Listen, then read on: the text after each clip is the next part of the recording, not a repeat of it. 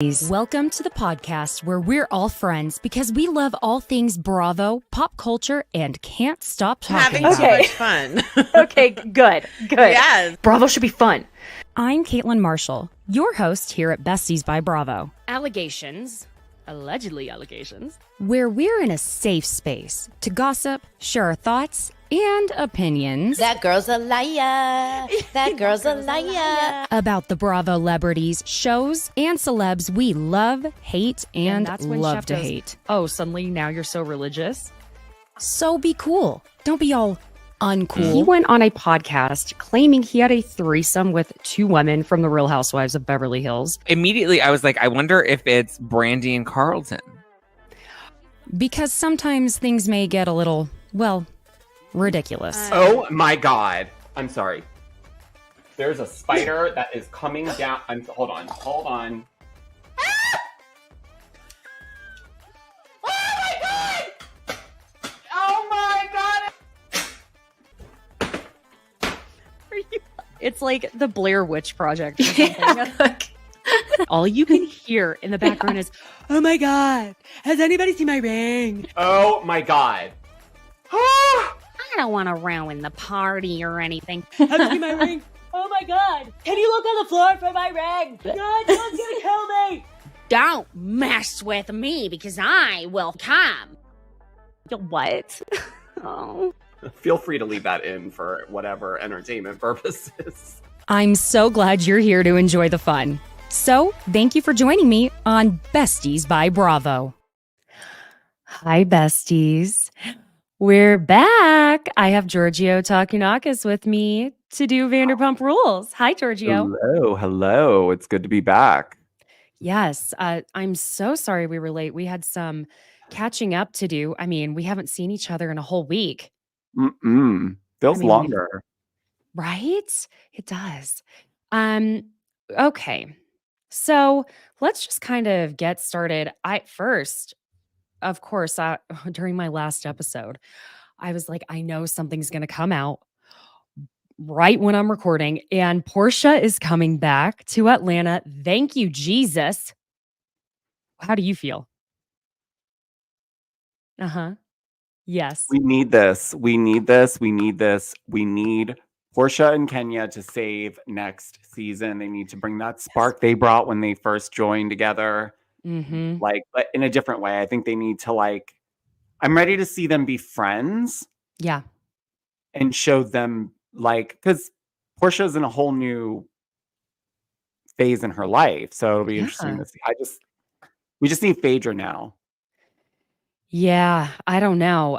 Well, it might happen with Candy gone, and I'm just saying. yeah, my dream of all dreams would be Nene, but I'm going to say what I've said a million times, which is that I think if Nene comes back to Bravo, they're first going to put her on something like a girls' trip. I think they want to test out how it's all going to go. I mean, that's what they did with Tamara. That's the way it's got to go. Also, friends, I still have that little bug and I am constantly feeling like I'm on the verge of a sneeze. So if those watching or if you hear me pause and it seems like I'm freaking out, it's because I'm trying not to sneeze.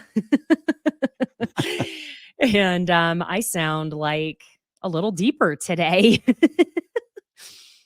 I'm coming from, the diaphragm at this point. What else? Oh, and I saw that you posted, we know Larsa and Marcus allegedly broke up, and yet they were together yesterday on Valentine's Day. Okay. Yeah. Interesting. Did I forget anything? I feel like it's been so much happening that I'm like, whoa. Well, Kesha was promoting Freedom with Kyle and Morgan, and Kyle was having her 2000s. It was very 2000s, that video, no? It was such an odd trio. Morgan looked wildly uncomfortable when they the paparazzi stopped Kyle, Kesha, and Morgan Wade, of course, coming out of a restaurant, and Kesha holds up this cardboard sign that she took a Sharpie to and wrote freedom, whatever the song she has coming out. And so Kyle goes ahead and it was really awkward for a minute after Kesha, discards the cardboard sign, and then eventually, like, Kyle's like, yeah, okay, let's pose with it. And Morgan's just standing off to the side, but not off to the side, just staring at them. And finally, Kyle's like, get in the picture, Morgan. It was so weird. The whole thing, it was just very chaotic because I was like, this is so nostalgic because I used to love watching like X17 online and like all those like back in the day. But that's exactly what it felt like because they kept following them as they got into the car. I feel like Kyle was trying to connect Morgan and Kesha for like that situation. It would be an interesting collab. Not gonna lie. I'm not opposed to it. I think Kesha's very talented. So that would be interesting. She's had a nice come up from The Simple Life. Yeah. You remember her on The Simple Life? No. She was like, what? She was one of the daughters of one of the families that Paris and Nicole stayed with. Yes. I feel like I remember hearing this. That's quite fascinating. Huh. Okay. So she's really, Uh-huh. Okay, go Kesha. I'm all about her having freedom. That's all we both are. Yeah, no, totally. Good for her. Should we jump into this Vanderpump Rules episode? I know everyone is really poo-pooing Vanderpump Rules right now. I want to start. I'm going to probably have to say this every episode, and I want to remind everyone this. This was filmed not even 3 months after the reunion, okay? We were all still pretty hot under the collar about everything. So yes, it's going to be a lot of Scandival still. That's what was happening then. If you want it to be fake, then it's not the same. It's just not going to happen. Did you notice, by the way, that on the Chiron, because we pick up at Tom's birthday party, the Chiron said Tom's 41st birthday party. I feel like they never put anyone's age on the Chiron under there unless it's like dirty 30, Oh, yeah. No, they're totally shading him because I think first of all, to your earlier point, this was only 3 months after the whole thing exploded. So these people are pissed off anyway at him because he was being a jerk. He was. I think we'll get into that. I felt bad for Allie trying to keep James from peeing in what is both Ariana and Tom's bush. Yes. A sentence can be taken so many different directions. Okay, this whole moment where the Toms both sit down after James like storms out. And this is where, again, it just makes it that much harder, even at that point, to try and move on with the way Sandoval keeps whataboutisming. That's quite a word. Everything. It's like a disease for him. He's on repeat with it because he's like, oh, he said, Tom, how do you feel? Are you sorry for the most like ultimate betrayal? You dirty little boy. You know what I mean? And how Tom, of course. Dude, you did the same thing but worse with Kristen in my bed with my condoms. James was going to marry Rachel, and you did do it in Ariana's bed, probably with the condoms you bought for you and Ariana. I mean, it was in the same house. So are we doubting that that when Ariana was out of town, it didn't happen in their bed? I wouldn't doubt it at all. But based on what has been put out there, the fact that it was done in the house is the same as.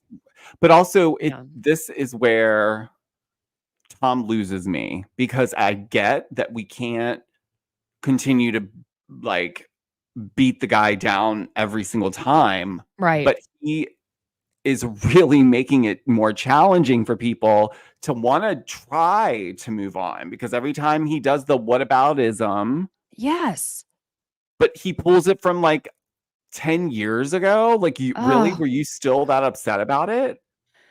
And you cheated on Kristen too. Like, I mean, it's not like you were this angel. It just gets very frustrating in the sense that you almost want to see him just be contrite. And that way we all can move on and the cast can move on. We're not wanting them to continue to circle this drain. We really don't. I don't think anyone wants this just to be like a continual beatdown. But like you said, he doesn't make it easier for anyone. It's continual. Because even Schwartz, which for a moment I'm like, wow, okay, Schwartz, yeah, because he was saying that Sandoval should have just been like, yes, I am sorry, and then move on. And Schwartz points out that it's not the last time someone's going to come at him. And he's like, you can't act like that every time. It's going to make your life even more miserable. Yes, the smartest thing that he's actually said in a very long time, by the In a way. very long time. When he said that, I was like, oh my gosh. Look at you. Yes, the light is on. I like Somebody's it. home. That's so wonderful. Because it came to him very quickly. Like he didn't have to think through it. He was just like, yeah, no, you should have apologized. He didn't have to, play with his chin hairs first. Then James goes to emo night, and in confessional, after he tells them what all happened with this conversation, Sheena's like, it's interesting that James, who told people to throw tomatoes at him on stage, that's a really weird combination to do there. Excuse me. is the first person who's been unblocked and reached out to you by Tom. The fact that I reached out to him and I'm still blocked, maybe my friendship never meant anything to him. But also, I've trashed him and he feels like his friendship never meant anything to me. I guess it goes both ways in this group. Well, yeah, actually, it does. I just thought the cutback, though, after Ariana was like, it's scary that he has no one around him who will give him honest feedback. And just the continuous cut of Tom continuing to talk about everything from 10 years ago at his party. Can you imagine how exhausting that was to be around? Dude, it's not like this. And dude, did you know he did that? And dude.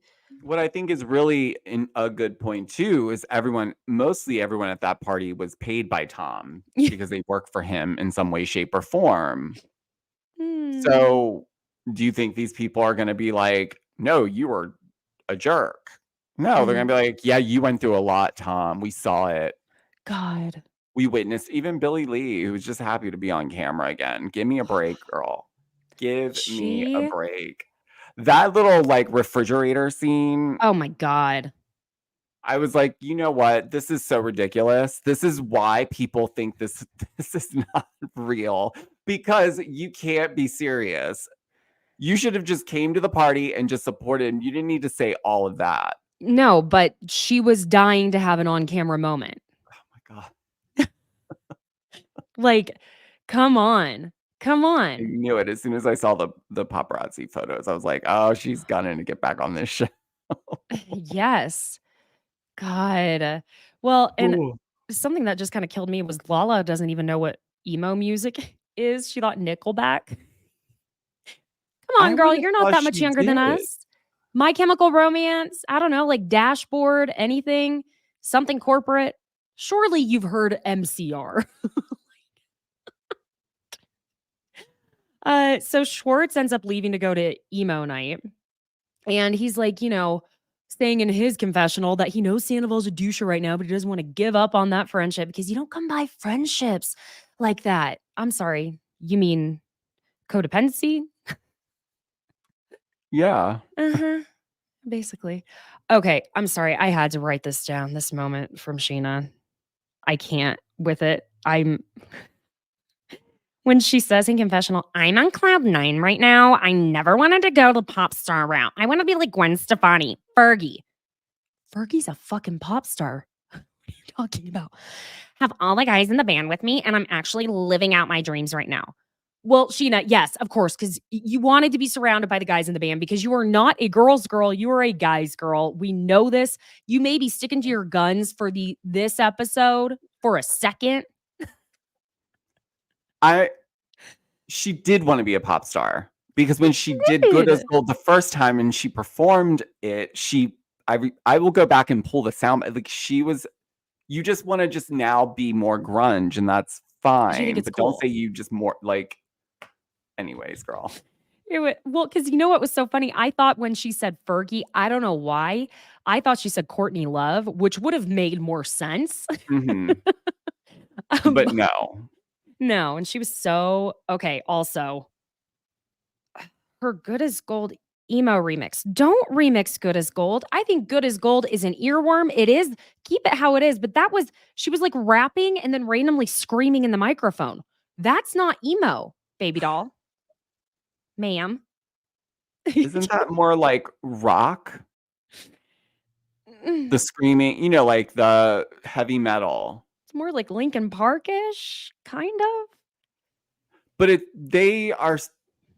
she's just screaming. Yeah. She's not. It's not. If I heard that, I wouldn't be like, "Oh my gosh, emo." Emo. It's an I would just emo be like, "Oh my banger. gosh, she's angry as hell." Like, are you okay? Also, that doesn't match up to the lyrics. No. We're good. We didn't ask for this. Got remix. my jungle juice in my cup. I'm sorry. I can't. It's so bizarre. I can't believe she seriously walked into that booth and recorded that screaming. 'Cause we're good as gold. Yeah, okay. Okay. Yeah, and that scene, like you mentioned, with Billy Lee basically licking the toe jam between Sandoval's feet.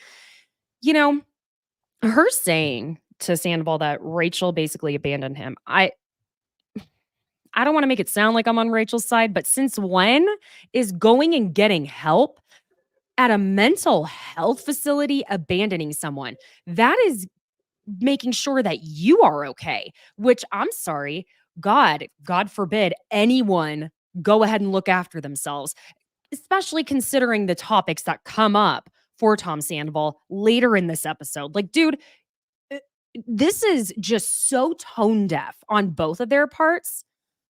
It's beyond. Okay, I'm sorry, it's beyond. Because he ends up saying also in confessional, he went from talking to her every couple of days up until a few weeks before that when he went to do special forces in New Zealand. And this next statement he made in confessional, sorry, Schwartz, but Sandoval goes, I consider her, Rachel, like my best friend.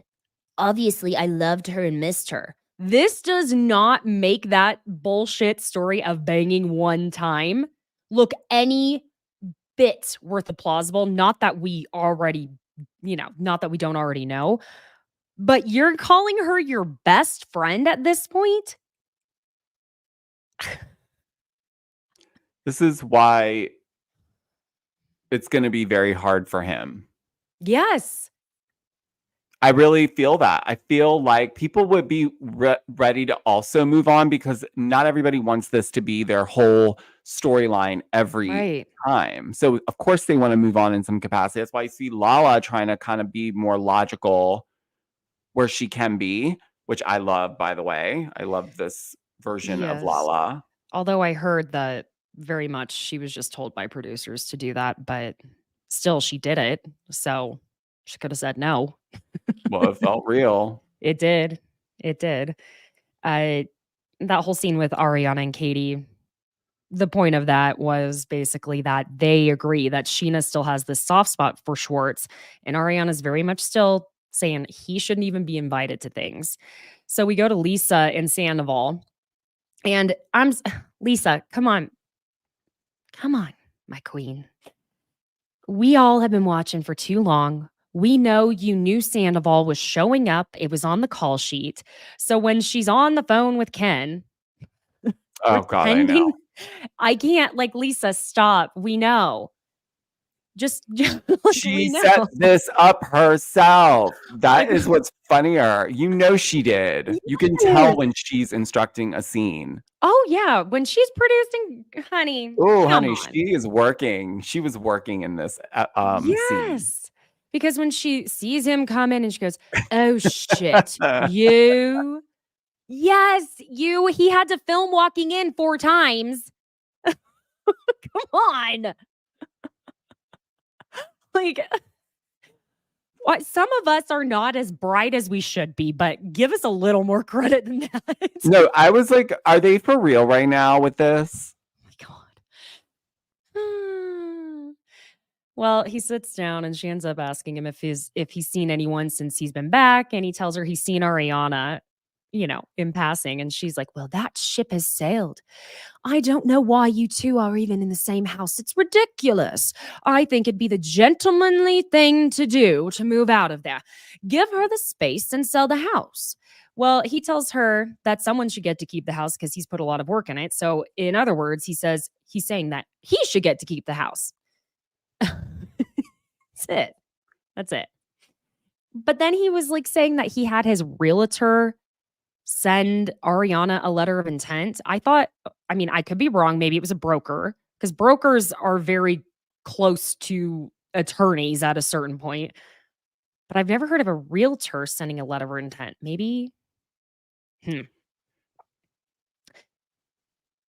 I think that has more to do with him trying to just buy her out under the table kind of thing. And I think she doesn't want that she doesn't want that because of a number of reasons, but she's not going to let him have that house.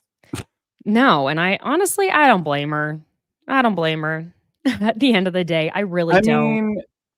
I don't know. I can't honestly say I wouldn't be doing the same thing. Yeah. You know what I mean? If there's enough room for me to have my own space and bathroom, I'm not going anywhere. No. I have a pool. I have a yard. Excuse me, I can make my own goddamn lattes. Hell yeah. Well, I guess the issue is with her new relationship. That wouldn't be.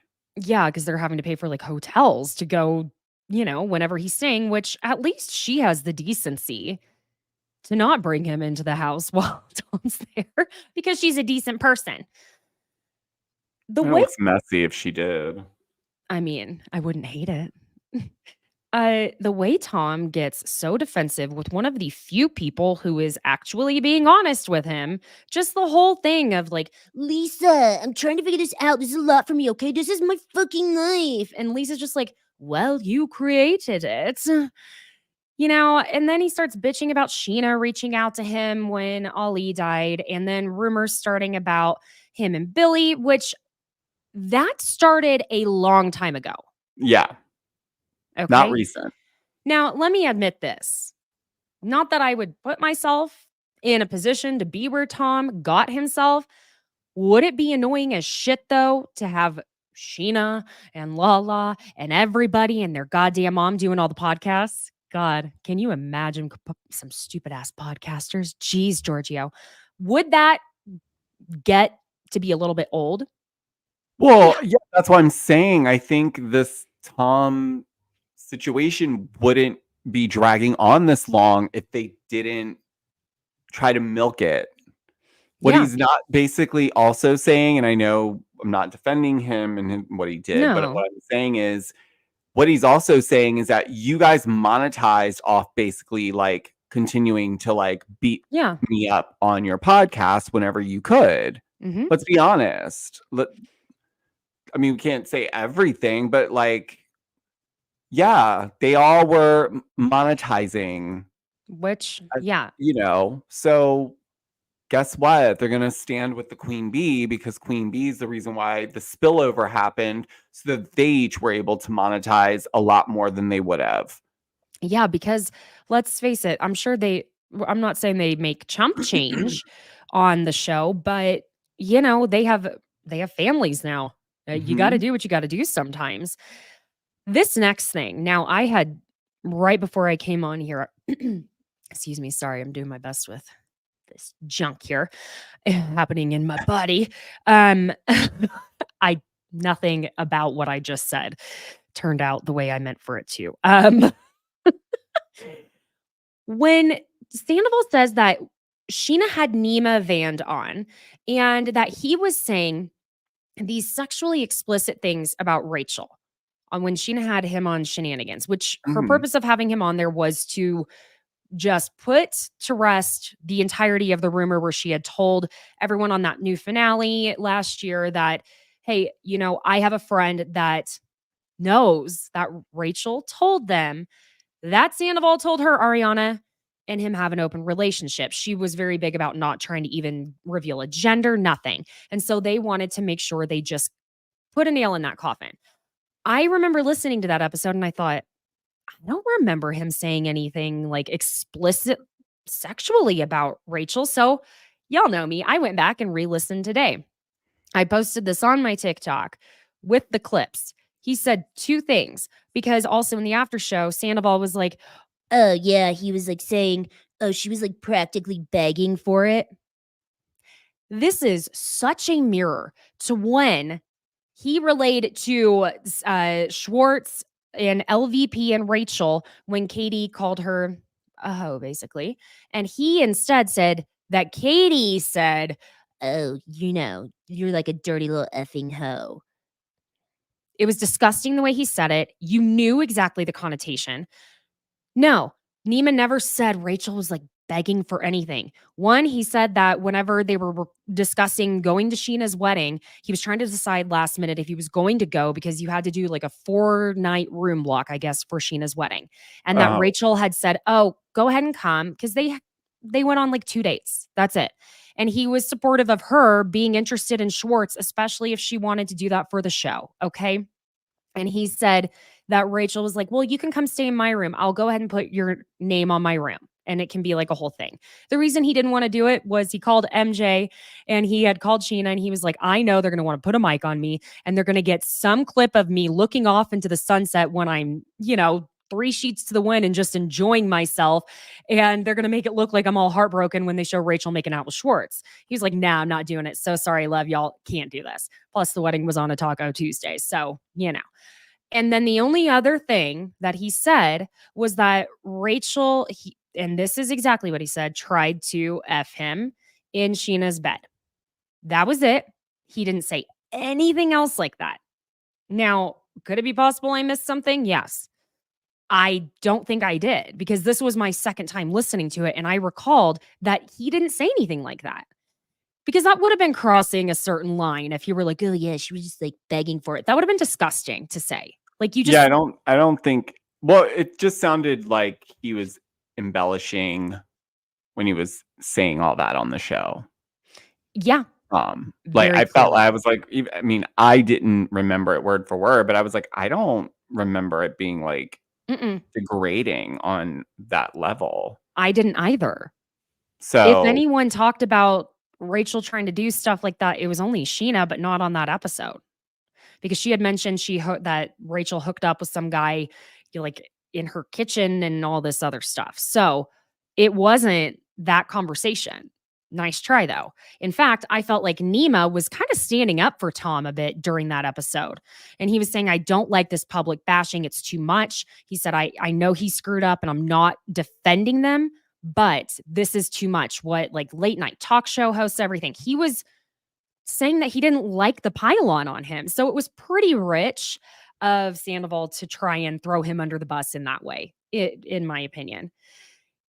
So after Lisa had points out to him, to Sandoval, if you want to move, because Sandoval's saying, I just want to move on. And she's like, well, do you want to move on with these relationships or without them? And he tells her she's attacking him. of course. Did it not feel like, except with completely different, undertones, obviously, but it reminded me of when Dorit said that to Garcelle. And it was like, obviously completely different type of situation, mind you. Yeah. I only mean the way Lisa was clearly not attacking him. She was just calling him out. And that's Tom. If you call him out, you're attacking him, apparently. Well, okay. Here's the trigger warning. I just want to put it in there right now. There is mention of suicide. Okay, here's your trigger warning. Tom says that he basically was battling with suicidal ideations and he was hanging by a thread. This, I have to say, I do believe him when he says this. Because I genuinely, and I remember saying this to my friends, I was starting to feel concerned more so about Rachel when all of this was happening, because she has never seemed like someone who was, at least up until that point, someone who had a strong mentality. Does that make sense? Mm-hmm. So it's hard because I felt for LVP because her brother died by suicide. Yeah. And Tom knows that. And it really was very upsetting for her because she was worried about him in that sense and said, please come talk to me or anything. Now, would Lisa necessarily be the best person for him to go talk to? I doubt it. You don't want to go talk to your boss if something like that is going on. But that being said, it was it was a Who little else hard. would he call though? I don't know. Schwartz? One of his No, I mean, I employees? think honestly in this situation, Lisa would be the best person because this is your show. I mean, that's a fair point. So you need to help me through this. And that's what she ultimately, I mean, she's a producer, so she has to be there for them as well. And that's why I think she is cutting Sandoval slack, obviously, because she's looking at it from an overall standpoint. That's why she's like, what are you doing to move on from this? Mm-hmm. Because it's dragging. Yeah. Like, we're sick of it. We're burned out. You know, like she is also probably burned out on it. Fatigued. And imagine the pushback that she probably receives when they're setting up like scenes and who's going on the trips and all of that. And she, you know, that's why it was funny when she pretended to not realize that Sandoval was popping in. It's like, you knew he was coming. That's why you like. Yeah. That I still can't. Lisa. So funny. I liked seeing Katie and Sheena come together for however long this moment's going to last because I completely forgot that they ever got along ever. But we got some nice flashbacks of the two of them. And we find out Katie's going to go on a date with the guitarist of what I guess is Sheena's band, the 27s. I thought that guy was good looking. Okay. Totally. No offense to it's Cecil. Clearly a setup. Yeah, which I'm fine with. Okay, this is more genuine than the Tory thing I'm feeling. So Sheena ends up actually apologizing to Katie for inviting Schwartz to emo night. And she said that she was basically being the old Sheena, feeling bad about someone being left out. And Katie actually is just like, you know what? It's not even about me. I'm thinking about you and how it's not good for your own well-being to involve yourself with him. And I just appreciated that they agreed. You don't have to spend time with people. You don't add that positive value to your life. And it just ends up becoming like a nice little unity, uniting. Sorry, I'm still a little out of it from a little brain fog. I'm sorry, I did not find this scene to be authentic, or I did not think that you didn't was not coming at it from this is in the best interest of Sheena. She's doing what she needs to do to try to ice out Schwartz. And she knows how Sheena is. This has been a long-standing issue with Sheena and Katie, actually. I'm surprised they didn't show the back and forth, but like there's been plenty of times where Sheena's still interacted with people that Stassi and Katie were like absolutely not, but she's a softie, and so she would always, and we know that's going to happen with her and Tom. We hear it in the after show. It seems like the dynamics are shifting. Yeah, she wasn't very Team Ariana in that after show. Just at all. Well, and I can see that. Now let's play the game of what if what if it wasn't just like a setup that she's going on the date with the guitarist and maybe she wants to stay in good with Sheena for that. I think part of Katie is actually seeing Sheena at this point not act like one of the guy's girls, like, because that's, for me personally, that's my biggest issue with Sheena when it comes down to 9/10 of it. She always chooses the guy's side. Yeah. And I'm like, if they're right, then that's one thing, okay? But I mean, come on. It's exhausting to watch her do that over and over and over. Just have the girl's back for 1 second. And she actually is at this moment, finally. So it was really sad to hear about Schwartz's brother too. Oh my God. Poor guy. He's got so much on his shoulders with everything. He really does. Now, Schwartz drives me absolutely nuts because I don't think he's the nice guy everyone believes he is. I've never Yeah. thought that. Well, we've seen him not be the nice guy. We've seen him be pretty abusive, actually. His brother Bert, one of the triplets, he was jumped outside of a bar one night, and that's essentially where he started developing an alcohol addiction to the point where he has cirrhosis of the liver. And someone who's in their 30s having cirrhosis of the liver, that is incredibly far along.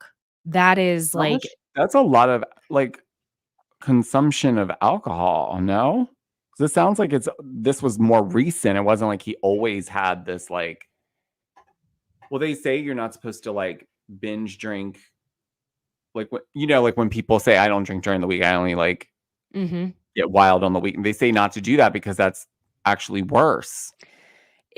I'm to get to the point of having cirrhosis of the liver, you would be every day, multiple times a day, like hard liquor.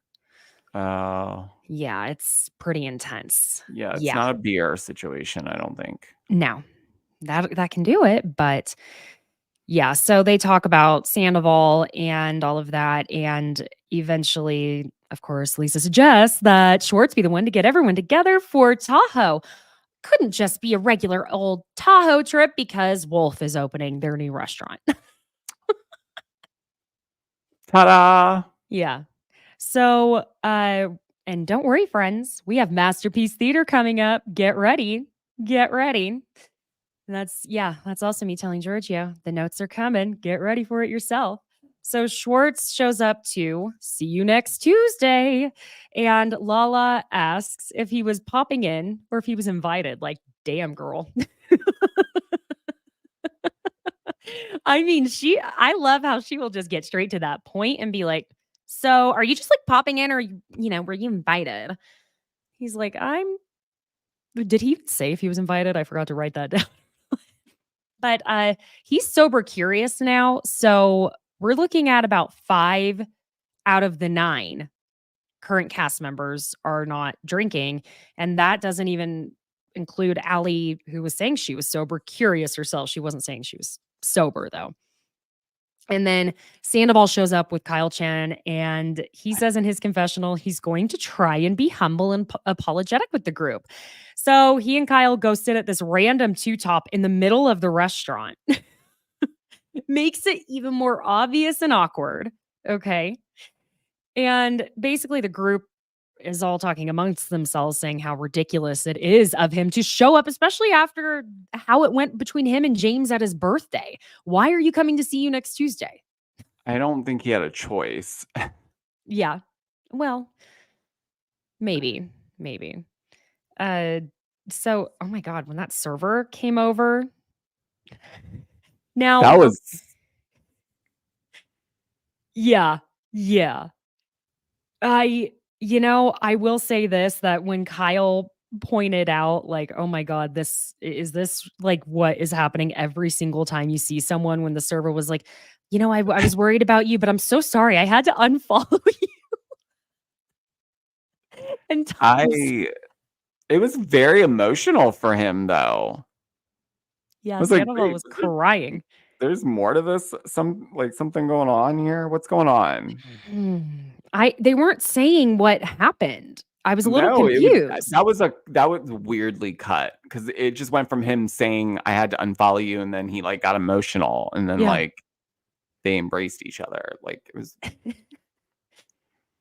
Yeah. Uh-huh.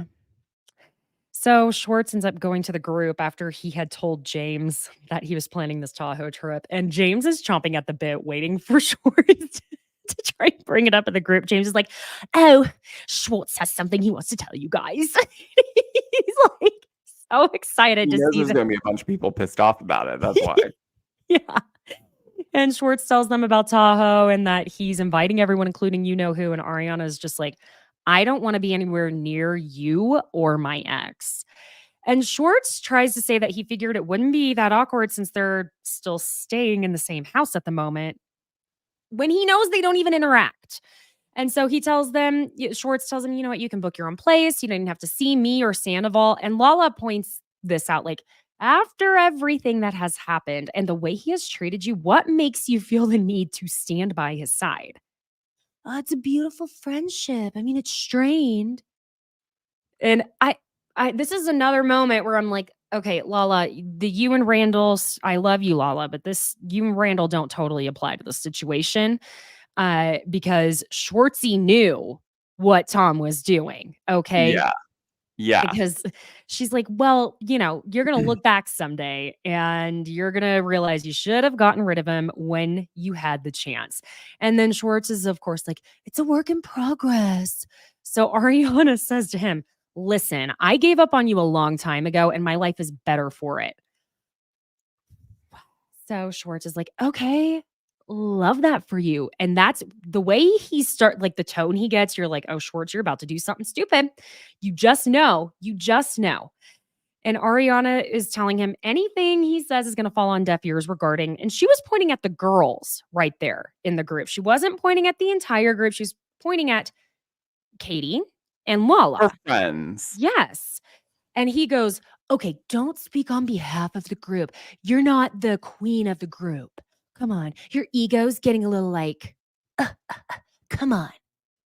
Here's the thing, Schwartz, he's not privy to every single thing that the girls are saying to each other. So even if it's maybe not how everyone feels, as far as Ariana knows, it is how everyone feels. I don't feel like Ariana was just like speaking for the group. And I know it sounds like I am just going to sit here and be an Ariana stan or something, but this was very clear, at least to me, because I loved that she said in confessional, Schwartz is very clearly confusing strength and boundaries with ego. To me, nah, dude, that wasn't ego. She already had her ego fucking crushed by all of this. Are you kidding me? This is her saying, okay, I went to therapy, and because therapy's not a magic pill, I have to implement what I learned in therapy. And one of them is to set boundaries. Because guess what? She didn't realize she had to set boundaries with certain friends before this. So,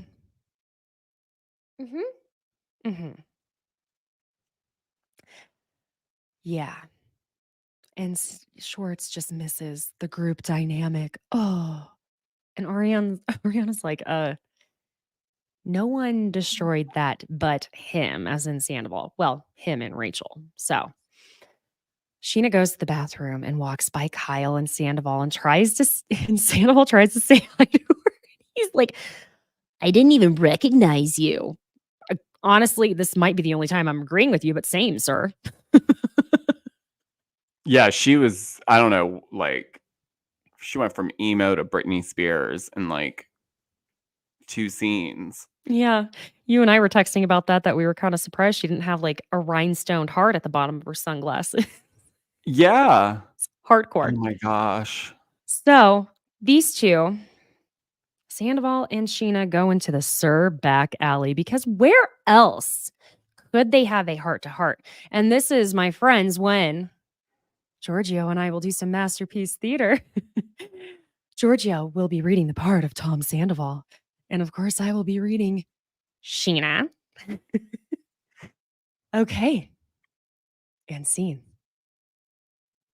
I got you a vodka soda because I stopped and got a Diet Coke. I'm actually 3 weeks sober today, but thank you. I had this weird feeling that you weren't drinking tonight for some reason. Nope. 3 weeks today. You rode in on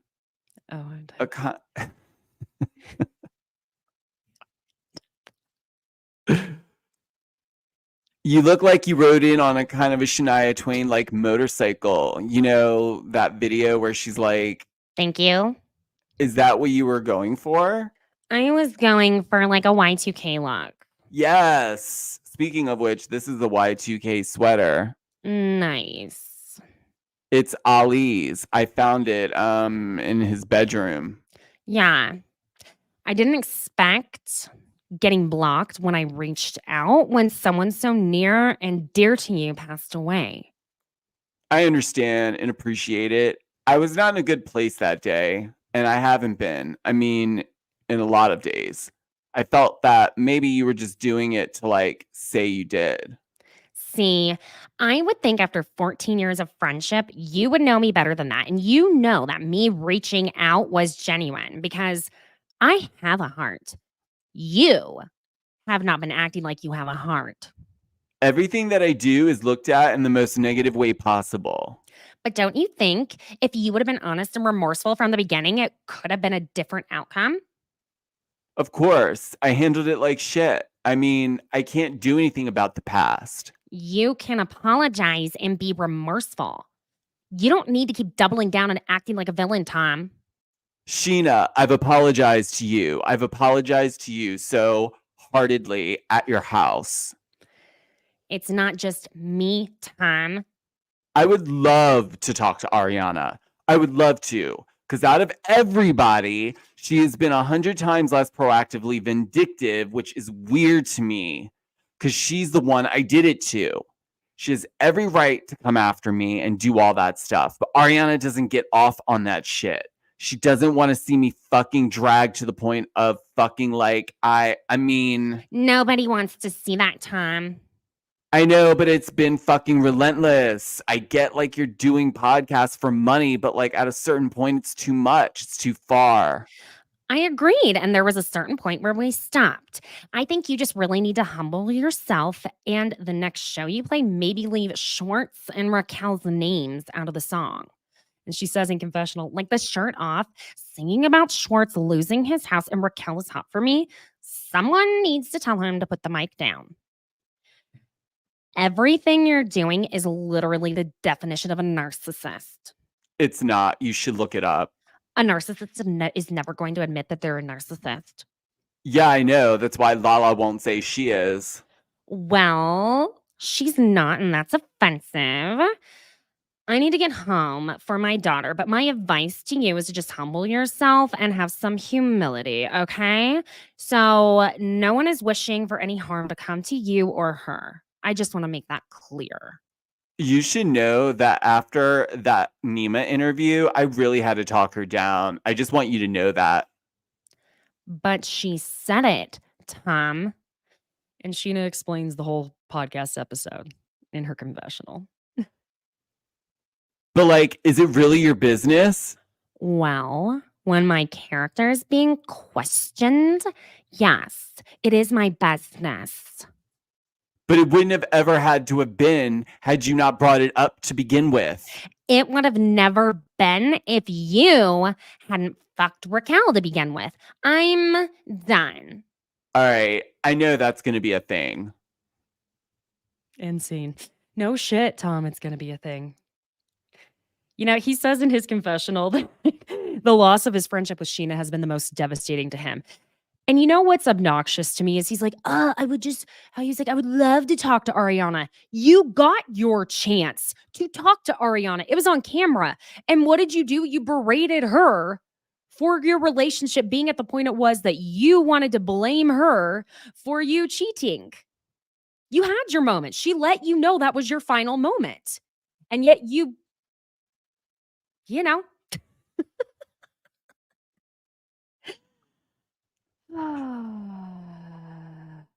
This could have been a good starting point for Tom if he would have approached it and maybe not threw Lala's name in there out of nowhere. Because where did that come from? I don't know. And it was like, this is what we're talking about, Tom. It's the whataboutisms. And I'm going to the comments. Yes, beautiful waterfall. I know I don't sound like Sheena today because I have a cold. Thank you so much for your notes. Hi, Adam. Hi, Jill. Hi, Carol. I just want to say hi to some of our people in the live. Now, it's me again. So here's the definition of a narcissist. Went ahead and looked it up. Mrs. Merriam-Webster. Extremely self-centered with an exaggerated sense of self-importance, marked by or characteristic of excessive admiration, of or infatuation with oneself. And then the definition of narcissistic personality disorder. Pretty much the same thing, characterized especially by an exaggerated sense of self importance, persistent need for admiration, lack of empathy for others, excessive pride in achievements, and snobbish, disdainful, or patronizing attitudes. Isn't that fascinating? Sounds just like Tom Sandoval. I was just like, wow, that is exactly how he acts. I mean, do I get kind of deep? We get a little tired of the buzzword narcissist, but sometimes the shoe fits Oh, it fits here very well. because the after show too. I know you watched it. Mm. The way he and Schwartz, you can see what they do at home, circling the drain with each other, trying to be like, Yeah, and then Ariana, I mean, she is getting egotistical like a bit of a diva. Yeah, dude, this is the way she would belittle me behind closed doors. because Schwartz used the word belittle as well. Dude, this is just like just a small smidge of what she would do to me during the relationship. No one feels sorry for you, Sandoval.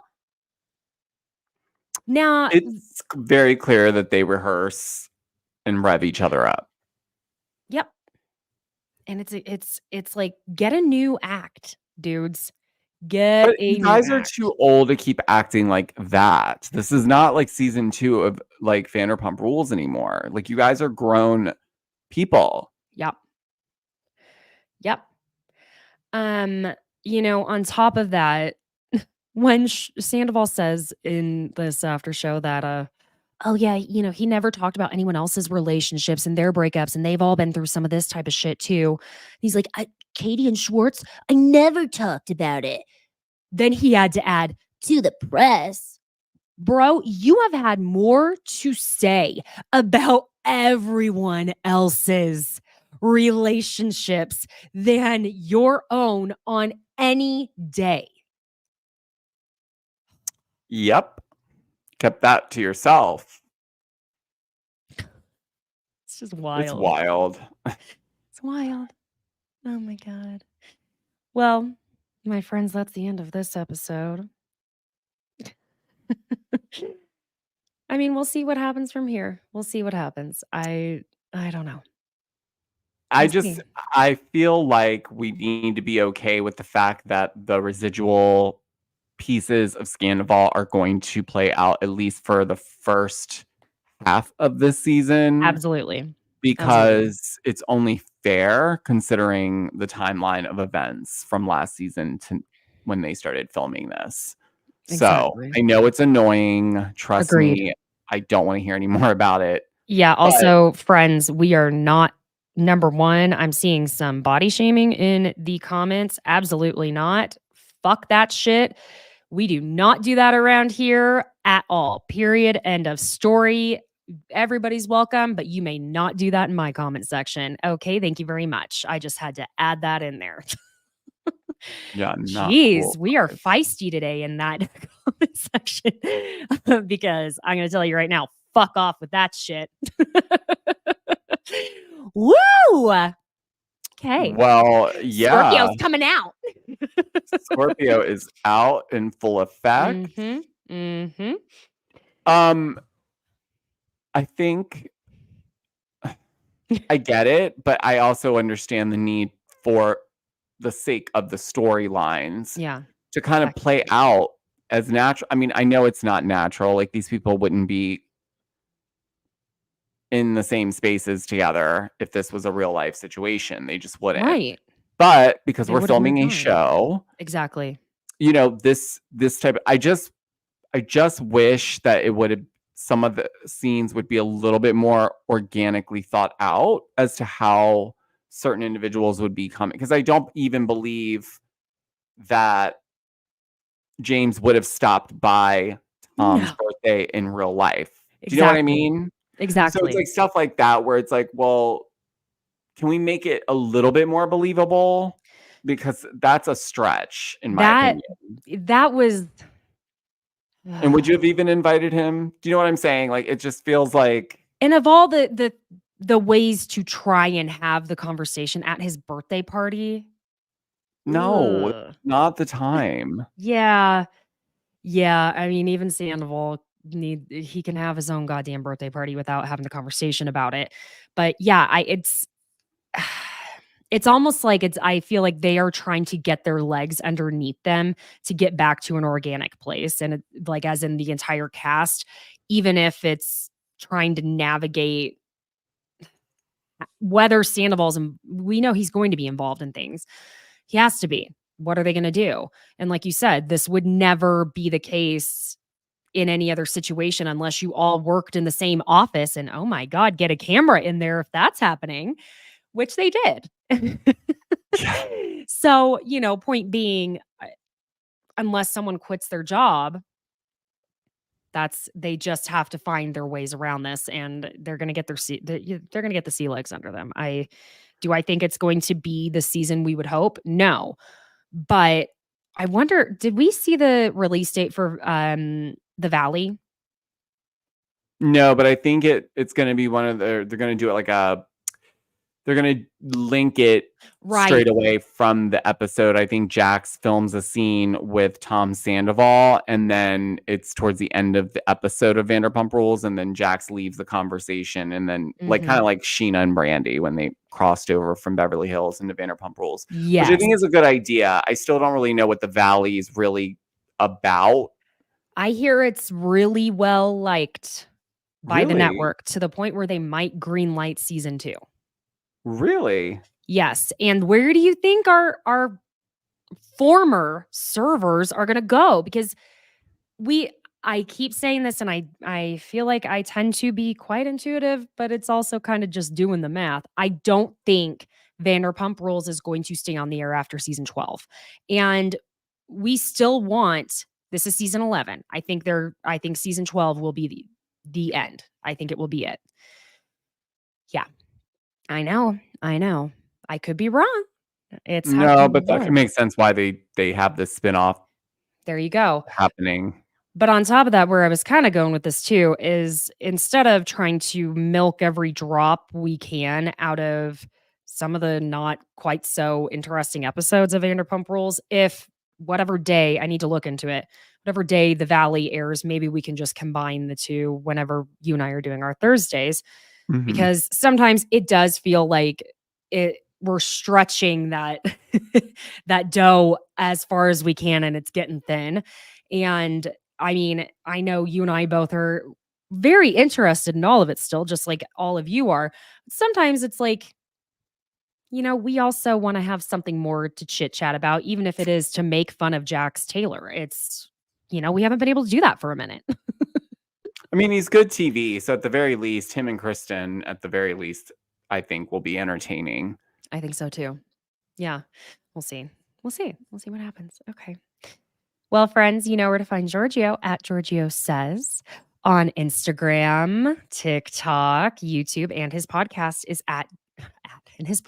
is Georgio Says. Sorry, I'm in the middle of trying to fight back a sneeze. Like I said, whatever is happening. I brought the little bug back here from New York with me. Did you travel if you didn't get sick? So I'm not sure if we are doing Georgio's podcast next. Let you know. Pay attention to the socials, but also go tell Georgio happy birthday. His birthday is tomorrow. So my last day in my 30s. Oh, thank you for spending some of it with me. I'm so appreciative. I'm not going to sing happy birthday to you because I will just spare you and everyone else that. But I know most people don't like to be sung happy birthday. But go hop on his socials and tell him happy birthday. Okay? He deserves it. All right, besties. Yeah. Keep an eye out. Leave a 5-star review for me, please. It makes my day. Let's try and keep the comments cute on this YouTube next time. All right. Because I'm not afraid to go after a bitch. And go ahead and hit that subscribe and notification bell. I'll be back on Tuesday at 3:30 p.m. Eastern Standard, 12:30 Pacific. And I do believe I will be having Zach from @Zachary Reality joining me. So I will see all of you then, my friends. Bye.